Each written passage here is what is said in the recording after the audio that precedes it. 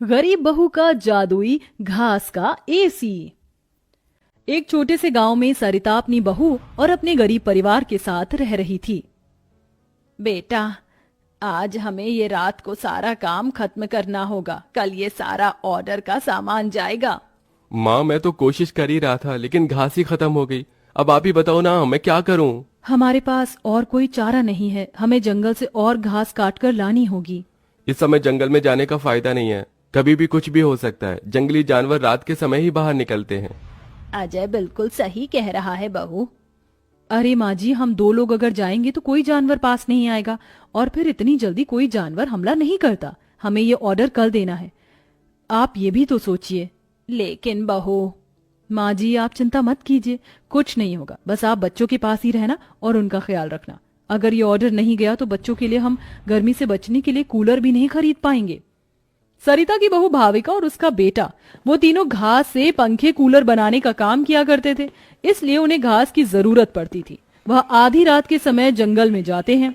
भाविका, जरा से भी हलचल हुई तो मुझे बता देना, कभी भी कुछ भी हो सकता है। ठीक है जी, मैं आपको बता दूंगी। अजय और भाविका दोनों ही जंगल में घास काट रहे होते हैं, तब उन्हें झाड़ियों से आवाज आने लगती है। क्या तुमने भी वहां से कोई आवाज सुनी है? हाँ जी, मैंने भी सुनी है। मैंने तुम्हें कहा था ना, इस समय आना ठीक नहीं है। चलो देखते हैं उधर क्या है। भाविका और अजय झाड़ियों के पास जैसे ही जाते हैं, उन झाड़ियों के पीछे से एक आदमखोर भेड़िया निकलता है। भाविका, भागो यहाँ से, यहाँ पर तो बहुत खतरनाक भेड़िया है। अजय और भाविका दोनों अपनी जान बचाकर भागने लगते हैं।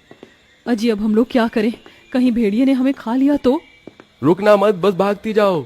भागते भागते वो दोनों जंगल से किसी तरह बाहर निकल आते हैं और भेड़िया उनका पीछा छोड़ देता है। जान बची तो लाखों पाए, लौट के बुद्धू घर को आए।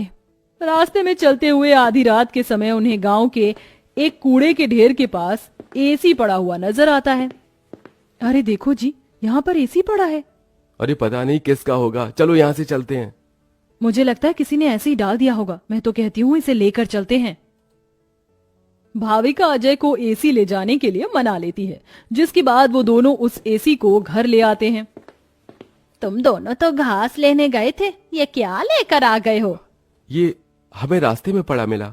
जब हम कूलर पंखे बना लेते हैं तो एसी भी बना सकते हैं। इस खराब एसी को छोड़ो और ये बताओ, क्या तुम घास लेकर आई हो? सरिता के ये बोलने के बाद जंगल की दुर्घटना के बारे में दोनों बताते हैं, जिसे सुनकर सरिता हैरान रह जाती है। अच्छा, इसका मतलब बहुत बड़ी मुसीबत से बचकर आए हो तुम दोनों, और साथ में ये कचरा उठाकर ले आए। वह तीनों बहुत ज्यादा परेशान हो जाते हैं। कल का ऑर्डर पूरा करने के बाद उन्हें कुछ पैसे मिल जाते, लेकिन घास न होने की वजह से उनका ऑर्डर पूरा नहीं हो पाता और वह ऑर्डर कैंसिल हो जाता है। अगले दिन उनके टूटे फूटे घर के अंदर धूप की किरणें आने लगती हैं, जिससे बहुत ज्यादा गर्मी हो जाती है। हे भगवान, हमें घास ले आई थी मैं। चलिए गांव वालों के कूलर और पंखे में घास लगा देते हैं, उससे कुछ तो पैसे आएंगे। हाँ, तुमने सही कहा। भाविका और अजय दोनों मिलकर पुराने कूलरों के अंदर घास लगा रहे होते हैं, और यहाँ घर में राजू दिशा गर्मी से परेशान हो रहे होते हैं। काश कि हमारे घर में भी कोई एसी होता। तभी दिशा की नजर उसके पिता के लाए हुए एसी के ऊपर पड़ती है। अरे राजू, जरा इसे देखो, लगता है पिताजी हमारे लिए एसी लेकर आए हैं, पर उन्होंने ये एसी अभी तक क्यों नहीं लगाया? क्योंकि ये एसी खराब है, बस इसीलिए। कल रात तुम्हारे माता पिता को यह कूड़े करकट में मिला था। ये सुनने के बाद राजू इस बात से तो खुश होता है कि उसके पिताजी पुराना ही सही, कम से कम एक एसी तो घर पर लेकर आए। कुछ देर बाद वह अपने दोस्तों के पास खेलने चला जाता है। ढोलू ढोलू, कहाँ हो तुम? चलो खेलते हैं। आज मैं नहीं आ सकता, बहुत गर्मी है, और इतनी गर्मी में मेरा मन नहीं कर रहा है आने का, क्योंकि मेरे घर के अंदर एसी लगा हुआ है। मैं उसकी ठंडी हवा में ही बैठना चाहता हूँ। क्या कहा? तुम्हारे घर के अंदर भी एसी है? हाँ, और हमारा एसी बहुत अच्छा चलता है, बहुत ठंडा कर देता है घर को।